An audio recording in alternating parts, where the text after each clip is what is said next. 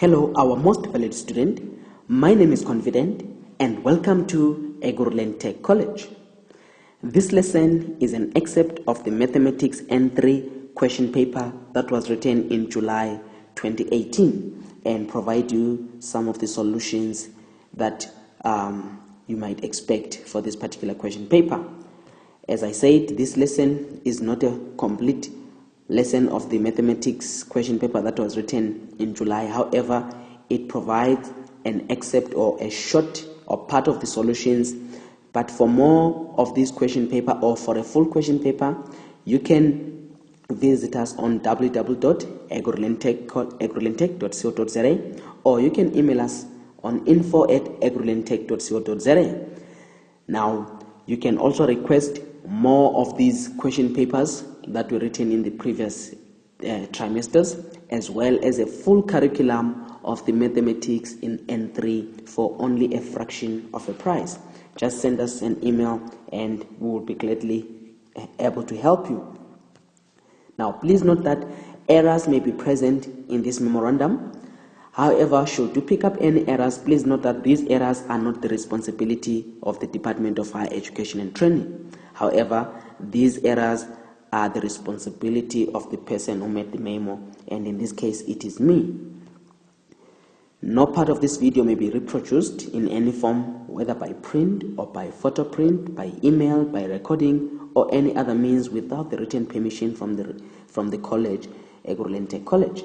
Now, as I previously mentioned, if you want to have more of these lessons or a complete version of the whole mathematics video from the curriculum as well as the previous question papers and memos of the last 2 years or so of the question papers that were written, you can send us an email and we'll be gladly able to help you. You just need to pay only a fraction of a price.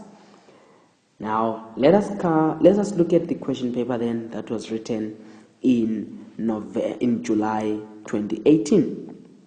In this particular paper, as you can see, it is a 3-hour paper. It was written in the morning and it is mathematics in N3. Now, one of the most important instructions that you need to know is in this particular 3-hour paper, you must be able to ensure that you get your maximum marks. And the total here is 100 marks. You have to answer all the questions. You have to read all questions carefully so that you don't find yourself giving the wrong answers. Number the questions accordingly to the numbering system used in this question paper. Questions may be answered in any order, but do not separate the subsections. Show all calculations and intermediary steps. All graph work must be done in the answer book, as there is no graph paper. All final answers must be accurately approximated to 3 decimal places, rounded off. Diagrams are not drawn to scale, and you must write neatly and eligible. Now, let us look at the first question that was asked in this particular question paper. It says, simplify the following algebraic fraction. This is one of the most questions that is usually asked in N3, and I'll always encourage you need to know how to simplify algebraic fractions. Now, let's just quickly look at the overview of how you were supposed to approach this particular problem. If you look at the top, the numerator of the first one, which is x squared minus 4, you can see that x squared minus 4 is a difference of 2 squares, which is x minus 4, as well as what? As x plus 4. Which is x minus 2, sorry about that. X minus 2, as well as what? X plus 2. That's a difference of 2 squares that you can easily recognize. Now, the other ones, if you look at the one that I've just underlined, the one that I've just underlined, and the one that I've just underlined, you need to factorize them. And one of the methods that I usually use is the product sum method. Let me just demonstrate one of these. For example, if I want to factorize 3x squared plus 4x minus 4. And as I said, I'm using the product sum method. How do I use that? I'm going to look at the product which is times the sum, which is plus as well as factors. Now, the product, in this case, it is the first two numbers and the last number. I have to multiply them. So if I multiply 3x squared as well as minus 4, what will I get? I'll get minus 12x squared. That's the first one. Also, the sum is the remaining number, and in this case you can see the remaining number is plus 4. So in this case the sum is equal to positive 4x. So what am I looking for here? For the factors part, I'm looking for two numbers. Those two numbers, when I multiply them, which is my product, I must get a negative 12. When I add them, which is my sum, I must get a positive 4. So the first thing that you need to look at is look at the factors of 12. In this case, you have to look at the factors of 12. So what are the factors of 12? Factors of 12, the first one is 1 times 12. The second one is 2 times 6. The third one is 3 times 4. And the fourth one, is there anyone? 4 times 3, which is 3 times 4. So these are the factors of 12. From these factors of 12, I need two numbers. When I multiply them, remember, I must get a negative 12. So all of these, when I'm multiplying, I'll get a negative 12, as long as one number is negative. But the key one is I must get a positive 4 when I add them. Now, as you can see, 1 and 12 will never add to give me a 4. Even 3 and 4 I cannot add these two numbers to get a 4. So the most probable number here is, the two numbers are 2 and 6. Now I need to play around the signs. Remember, I must get a sum. When I add these two numbers, I must get a positive 4, which means the bigger number must be positive and the smaller number must be negative. Why? Because if I say plus 6 minus 4, I'll get a positive 4. Plus 6 minus 2, I'll get a positive 4. And if I say minus 2 times 6, I'll get a negative 12. So my two numbers here are negative 2 and positive 4. If I multiply these two numbers, I'll get a negative 12. If I add these two numbers, I'll get a positive 6. So these are the two numbers that satisfy the product and the sum method. So how do I go about it? After I've done this, I go back to my previous question, which was 3x squared plus 4x minus 4. What I'll do now, I'll write it as 3x squared. Instead of positive 4x, now I'll write my two factors.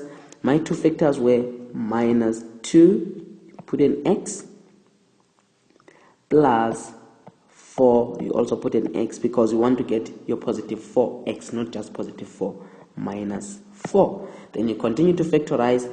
In the first one, what is common in the, sorry about that, in this one, remember, is no longer positive 4. The factors is 2 and, pardon my mistake here, the factors is 2 and 6. Right, and here I'm supposed to say a 4, actually a positive 4. Just correct on that. So now I'm putting the two numbers, which is minus 2x plus 6x minus 4. Now after that, I'm factorizing. What is common in the first one is x, and then x into 3x squared is 3x, x into 2x minus 2, plus 6x minus 4. If you can check what is common in 6x minus 4 is only 2, which is 3x minus a 2. Now as you can see, every time what is in the bracket must always be the same. Don't always forget that what is in the bracket must always be the same. So now, if you want to find the factorized version, you take the brackets, which is 3x minus 2, and you also take what is outside the bracket. In this case is x, and the positive 2, you put it in brackets as x plus 2. So you have factorized that using the product sum method. So this is how you'll be approaching the first one, the top one, the denominator, as using the product sum method. Now, with that in mind, as you can see, the first one, what we got was, I'll have to erase this part. What we got in the first one is 3x minus 2 and x plus 2. Let us move on to the next one. What will I get? If I use the product sum method, in x squared minus 4x plus 4, it will become x squared. You look for two numbers, you multiply them, you get a positive 4, you add them, you get a minus 4. It will be x squared minus 2x minus 2x plus 4. Now you factorize x out, it's x minus 2, and then after that you have got minus 2, which is x minus 2. So now what you have is now x minus 2 as well as x minus 2.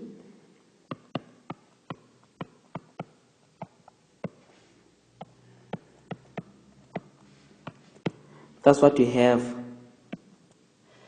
in that one. Now, what about 2x squared minus 11x plus 14? Also remember, we are using the what? The product sum method. So now, if you are using the product sum method, you are going to get 2x squared.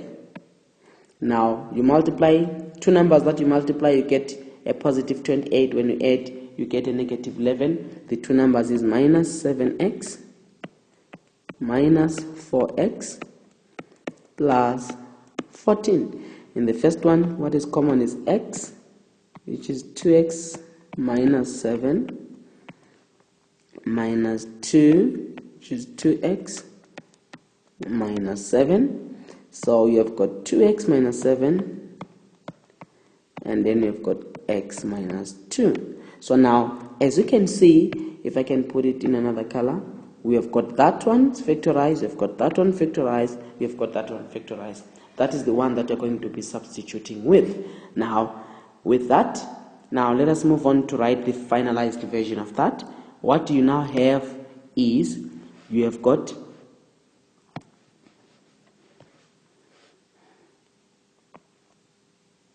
x minus 2 x plus 2, that is the difference of two squares that we started with, over 3x minus 2 and x plus 2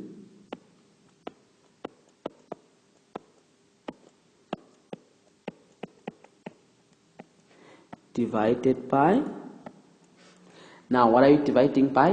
You are dividing by x minus 2, remember that one, it was twice, x minus 2 all over, and then 2x minus 7, x minus 2, and x minus 2,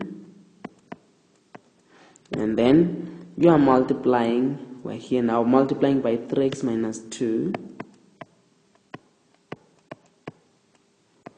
over, you can see 6x minus 21, in 6x and 21, what is common there is 3.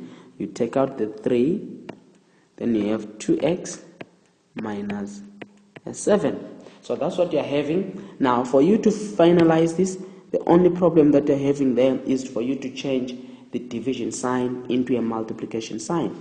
So how do you do that? Let me write it. You have got x minus 2, x plus 2 over 3x minus 2 x plus 2. Now I'm putting a multiplication sign. It means the denominator will go on top and the numerator will go below. So now I'll have 2x minus 7 x minus 2 all over x minus 2 and x minus 2 times 3x minus 2 over 3 2x minus 7. Then when you have done that, you can now start cancelling what is common. As you can see, there is an x plus 2, there is an x plus 2. X minus 2 can go with the x minus 2. X minus 2 can go with x minus 2. And you've got 2x minus 7 going with 2x minus 7. 3x minus 2 going with 3x minus 2. The only thing that you're having, this is 1. When you're cancelling, only 1 remain. You can see it's 1 times 1 times 1 times 1 times 1 times 1. On top, you'll remain with a 1 over. There is a 1. There is a 1. There is a 1. There is a 1. 1 times 1 times 1 times 1 times 3. Then over 3. So the final solution is 1 over 3. But remember, this is a product sum method. To learn more about the product sum method, I did a full lesson, a 24-minute lesson on the product sum method in the N3 mathematics curriculum. You can request that. Now let us move on. It says when f of x is divided by 2x minus 3, the remainder is 4. Determine the value of p if f of x is equal to 2x cubed minus px squared plus 6x minus 5.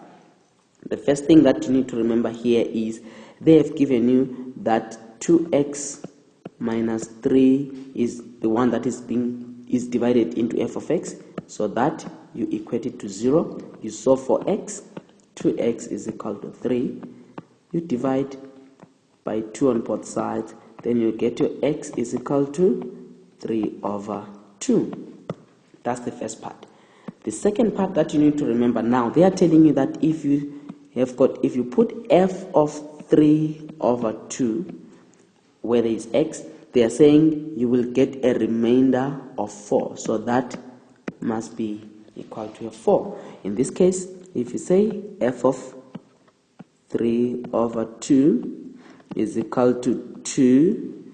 Now, remember, you have got 2x cubed, so you have got 3 over 2 cubed minus p, and then you've got 3 over 2. This case is what? It's squared plus 6. 3 over 2 minus a 5. That is how you're supposed to approach that. Now, if you use your calculator so that you simplify, in the first one here, using a calculator, which I've done already, I've got 27 over 4 just to show the working, and then I've got minus 9 over 4 p. Don't forget, now I'm simple solving for p, plus 9 minus 5. Now there is the important part. Now remember, they said when you put that 3 over 2, you are going to get a solution of what? Of 4. Now you can equate that to 4. And then the only thing that you need to do is to solve for p. So now, if you're solving for p, you can remain with p on the left-hand side. After remaining with p, take all the numbers, 9 and 5, make them cross to the other side. Remember, they'll be changing the sign and everything. You are going to solve that p is equal to 3. That's what you are going to solve if you solve that.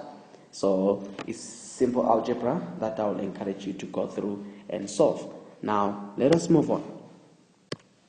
It says factorize the following expression completely. Now, what is the expression saying? It says ax plus 9by minus 3ay minus 3bx. You are supposed to factorize. But the simple thing that I'm noticing, in the first one, the first two, there is nothing common. In ax plus 9by, there is nothing common. But I can rearrange.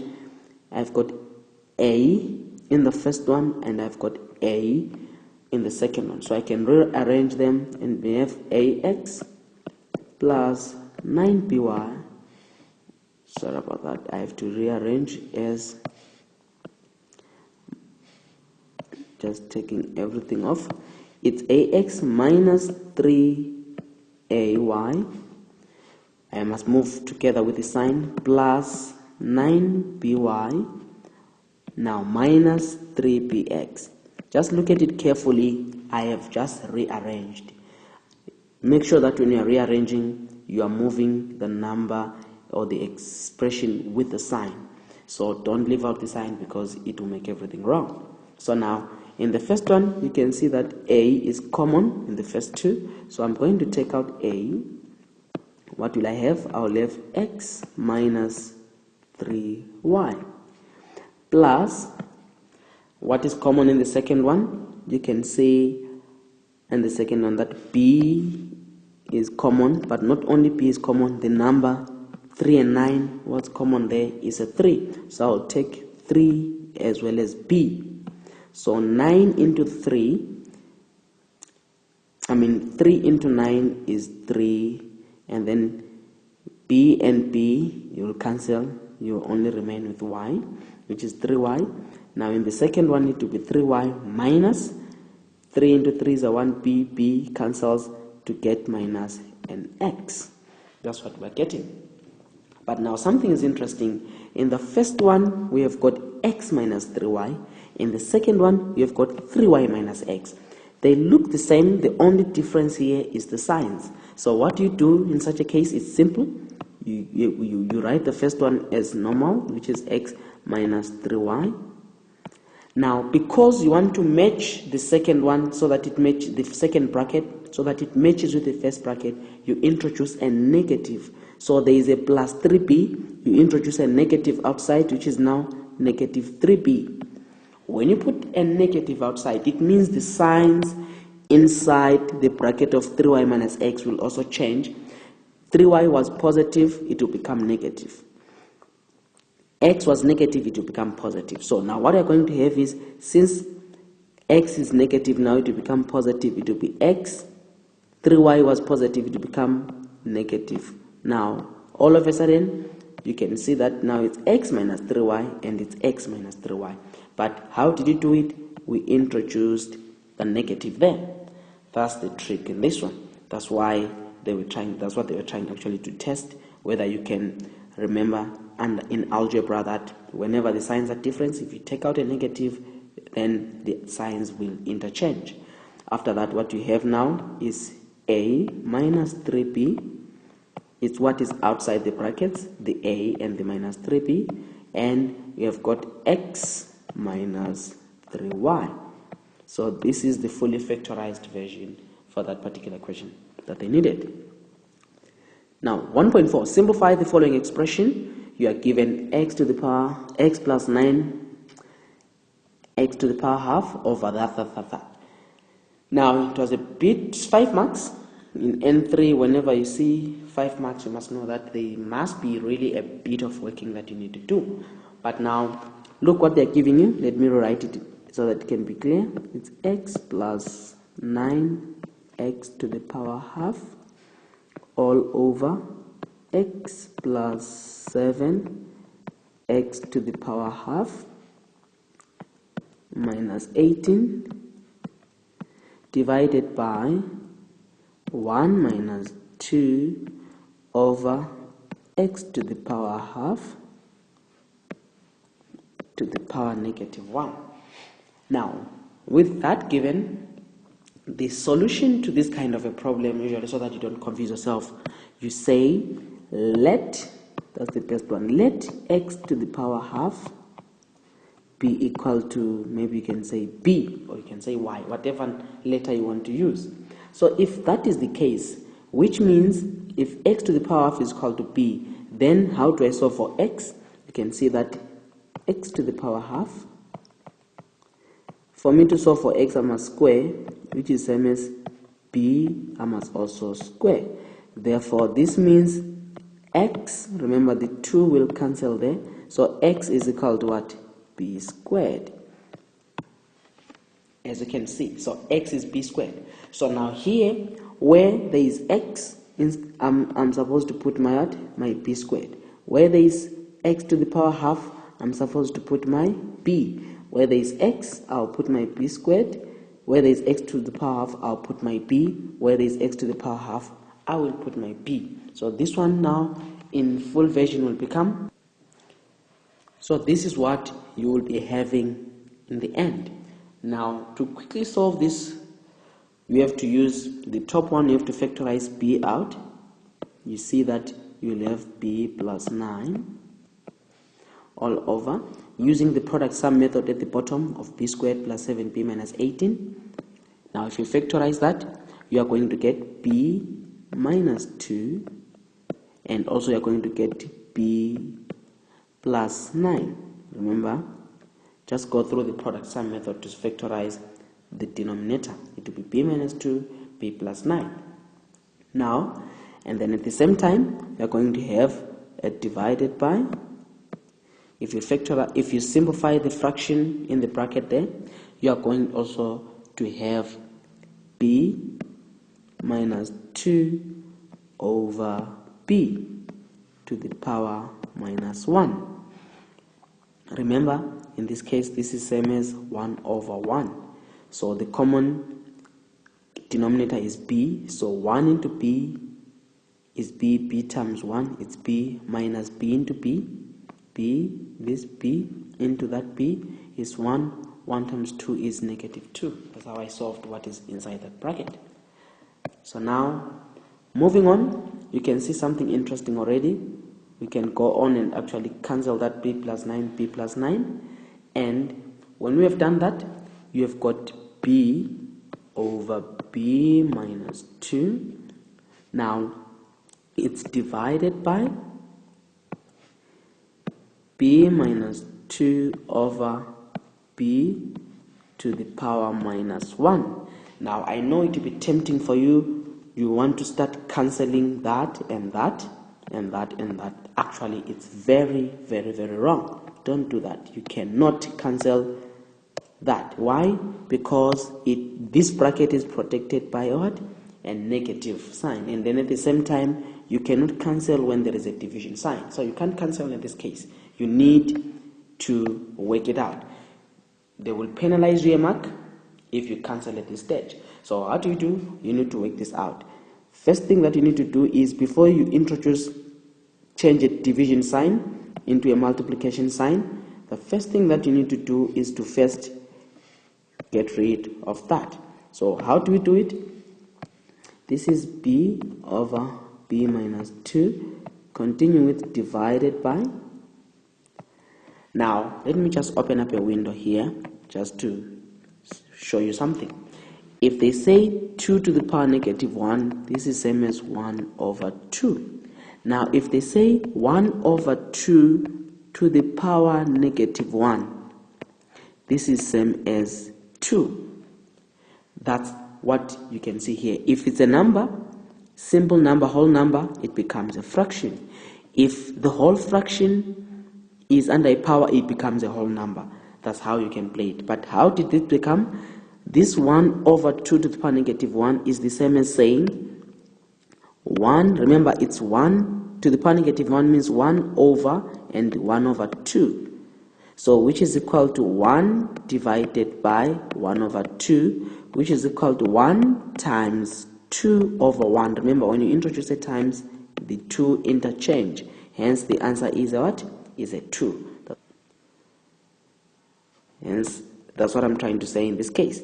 So, using the same argument, if you look at this one, b minus 2 over b, in this case, you can see that is a fraction and it's to the power negative 1. So, you can safely say this is same as b over b minus 2.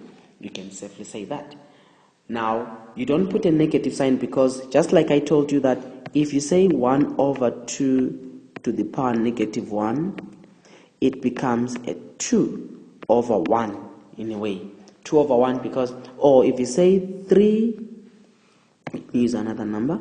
If I say 3 over 2 to the power negative 1, it's same as the denominator, which is bottom, becomes 2 over 3. Then you remove the sign. So b minus 2 over b, it becomes b over b minus 2. Then this is equal to, if I continue, it's b over b minus 2. Now you can introduce a times. Don't introduce a multiplication sign before getting rid of that negative. Now you can introduce now a times, is times what? Remember, when you put a times, the denominator will go on top, which is b minus 2 over a b. Then you can start cancelling, and you'll get a 1. Now you can see that even if you cancelled in this first part, you're still going to get maybe a 1, but they are going to penalize you a mark because you cancelled with a division sign and you cancelled with that. But you're supposed to work it out so that everything mathematically has to make sense. Now, let us move on to question number 2. But if you look at it carefully, question number 1 gave a total of 17 marks. Now, let us look at question number 2 in this case. Question number 2 says, solve for x.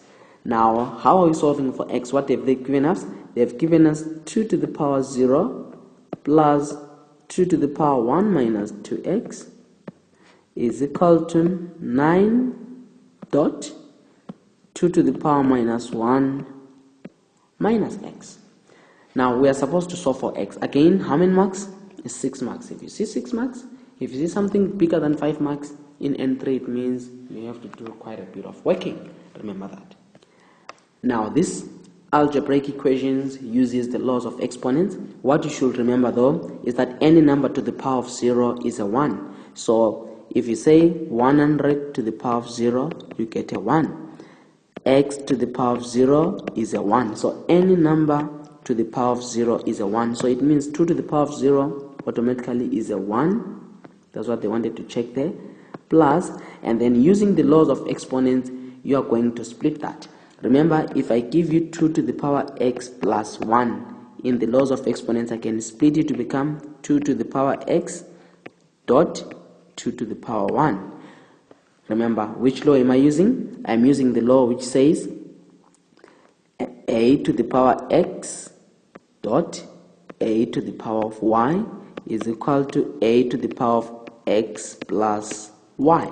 Now, in this case, the law is going in this direction. There is a multiplication, so it's going this direction. But now, when I'm splitting, I'm opposing the law because I'm already having a plus. Now, I'm going in the other direction whereby I introduce a negative. So, using the same method that I used here, we can also split here. It becomes 2 to the power 1 dot 2 to the power minus 2x is equal to, I can take this off. Now, as you can see, when I was splitting, I just have to put a multiplication sign and then separate them. So it's the same thing, it's equal to 9 dot 2 to the power minus 1 dot 2 to the power minus x. That's the main thing that you're supposed to do there when you're splitting. In a way, you're trying to separate them. Now, again, using the laws of exponents, if you still remember, if I say 2 to the power minus 1 is same as 1 over 2. If I say 2 to the power minus x is same as 1 over 2 to the power of x. For me to get rid of the negative, I must introduce a fraction. So, using that light, or using that law of exponents, I've got 1 plus 2.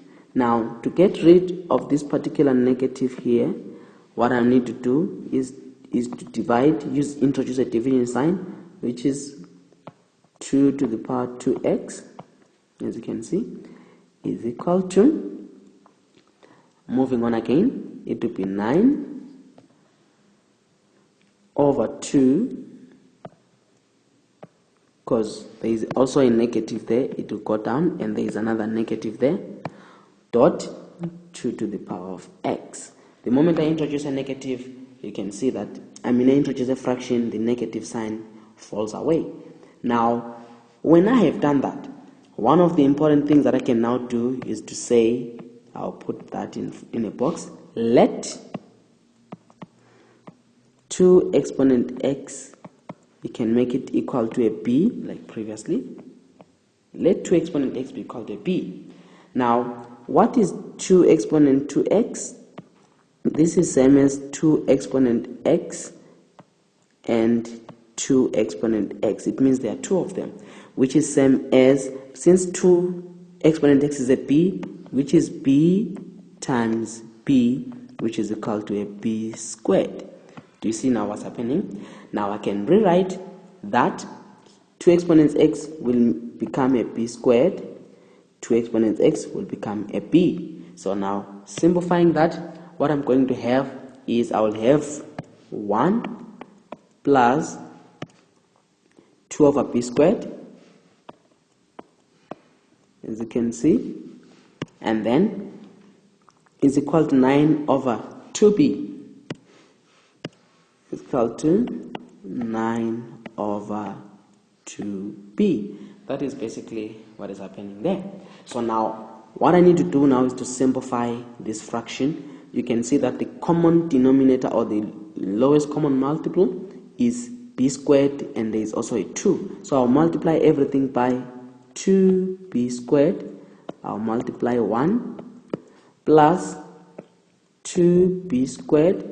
I'll multiply 2 over b squared is equal to 9 over 2b. I'm multiplying by 2b squared. So in other words, I'm multiplying everything by 2b squared, and 2b squared, which is correct because what I did on the left, I also did on the right, and I distributed 2b squared across. Where did I get 2b squared? You look at the highest power. The highest power of b squared and b is 2, so I took b squared, and then the number 1 and 2, the highest number is a 2, hence I used 2b squared. Then after that, what I need to do is to multiply and cancel what needs to be cancelled.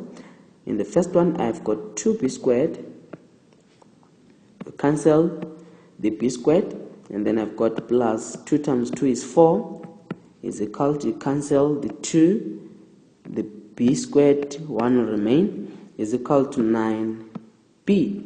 That's what I'm having now. So if you rearrange it, you have got 2b squared plus, not plus in this case, I must arrange it properly, minus 9b plus 4 is equal to 0. Again, if you can notice, we are back to the product sum method. Two numbers that we multiply will give us, you multiply that, you'll get, you need two numbers that when you multiply you get 2 times 4, which is 8, and then when you add them you get minus 9. Now what are those two numbers? It will be 2b squared using the product sum method minus 8b minus b. So the numbers are 8 and 1, which is minus 8 minus 1 plus 4 is equal to a 0. So you've got 2b, which is b minus 4 minus 1, b minus 4 is equal to 0. Remember, always the brackets must match. So now you've got b minus 4 and you've got 2b minus 1 is equal to 0. Now if you're solving for b, is b minus 4 is equal to 0. Therefore b is equal to 4. Or 2b minus 1 is equal to 0. The second bracket, which is 2b is equal to 1. We divide by 2, then what we have is b is equal to 1 over 2. So now you've seen it. So it means b is equal to 4 and b is equal to 1 over 2. But that's not our answer because we're not looking for b. Remember, we said what is our b? We said let that be the b. So now what we have, you said 2 exponent x is equal to a b. Now we are also noting that b is equal to 4 and b is equal to 4 in the first one. So what do you have? You have got 2 exponent x is equal to b, which is what? 4, and 2 exponent x is equal to 2 squared. Now according to the laws of exponents, if the bases are the same, you equate the exponents, which means x is equal to 2 there. So x, you mustn't write it like that though. You cannot write the equal sign there. X is equal to 2. That's how you simplify it. That's the first part. The second part, you said b was equal to a half. Again, you write it as 2 exponent x is equal to b, and b is equal to 1 over 2. So you have got 2 exponent x is equal to 1 over 2, and 2 exponent x is equal to, now remember 1 over 2, if you introduce the law of exponent, is same as 2 to the power negative 1. If I remove the division sign, I introduce a negative. Why was I doing that? My aim was to match the exponents. The basis. When I match the basis, 2 and 2, I equate the exponents, which is now x is equal to a negative 1. So now you have got two values of x. The first one is x is equal to 2, and the second one is x is equal to minus 1. Now, you can come back to your question where you've got x is equal to 2. Remember, we said x is equal to 2 and x is equal to a negative 1. X is equal to negative 1. Now, you can come back to your original and try to check whether both answers are satisfied by that. So what you simply do is you put the values of x on both sides. So what will you be having? In the first one, you try with the 2. You say 2 to the power 0 when x is equal to 2. So plus 2, 1 minus 2, 2 must give me 9 dot 2 minus 1 minus 2. Now, using your calculator, let's check what we get. Now, if you test your answers, the first one here is when we're using x is equal to 2. You can see we put the 2 there. And then the second one, you're using x is equal to minus 1. Now, if you test your answers, you'll see that the left-hand side balances with the right-hand side. Here, first one is when x is equal to 2. On the left-hand side, you've got 9 over 8. On the right-hand side, you've got 9 over 8. It means it's correct. Then also, when x is minus 1, left-hand side is a 9, right-hand side is it's a 9. So, this means that your two answers, x is equal to minus 1 and x is equal to 2, are correct. Now, the good thing with equations is that as long as you are solving for an equation or you are solving for x, you can go back to the original and put that value. If it balances, it means your answer is correct. So what's the good news about that is that you can actually mark your work as you proceed to see that you are getting the answers correct, because it will give you more assurance that in your exam, everything that you are doing was correct. Should there be errors, you are able to pick it up that why is it not balancing? If it's not balancing, it means maybe you made an error somewhere. Now, as I'm moving on to question 2.2, this was supposed to be the question for 2.2. It was 4 marks. It included logs, and it included logarithms. The second one also, it's 6 marks. As you can see, it included logarithms again. Also here, they had a part of let, like what we've been doing. The total of that was, as you can see, 6 marks. Now, because of time, as I said, this is not a full lesson of this particular mathematics that was written in July, but it is an excerpt. So now, if you require more of the whole paper, you can send us an email on info@agrilentech.co.za, or you can give us a ring and we'll be able to assist you. We also have a full version of the Mathematics N3 curriculum, and you can purchase it from us just at a fraction of a price, as well as other videos of previous question papers. Now, we have come to the end of this excerpt of the Mathematics N3 video. Thank you.